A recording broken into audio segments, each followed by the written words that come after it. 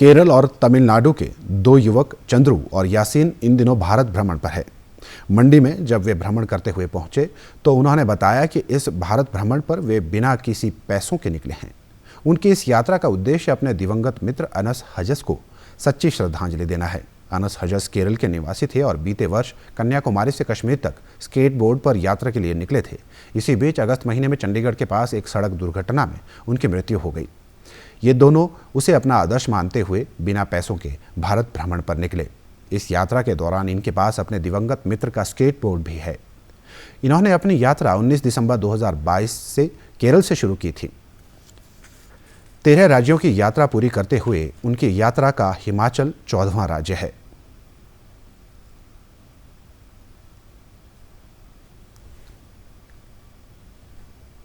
पूरी भारत का पैदल एंड लिफ्ट यात्रा।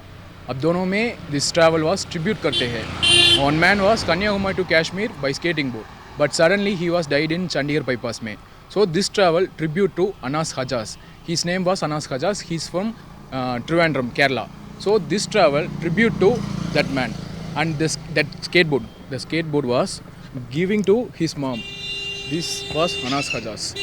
This is my tribute travel. Only for this man's dream completed. He was died in Chandigarh bypass में. So he's my inspiration and he's my motivation. But he's died. So that's why I was moving in all over India by walk and lift only for his. अब दोनों में we have no financial supports.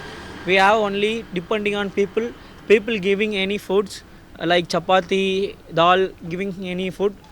I will take some food and go walking. But 2 days no one give lift, no one can helping for us. That's why we came walking like per day we walking around 20 to 20 kilometer. हमारा bags weight is both weight, that's why we are walking only 25 kilometre, but any one give lift we cross one day 100 kilometre. Chandru और यासीन ने 1 वर्ष के भीतर इस यात्रा को संपन्न करने का लक्ष्य रखा है। इन्हें यात्रा करते हुए 5 महीने हो चुके हैं। अब ये उत्तराखंड और उत्तर प्रदेश होते हुए पूर्वोत्तर की तरफ जाएंगे और वहां से वापस अपने घर की तरफ प्रस्थान करेंगे।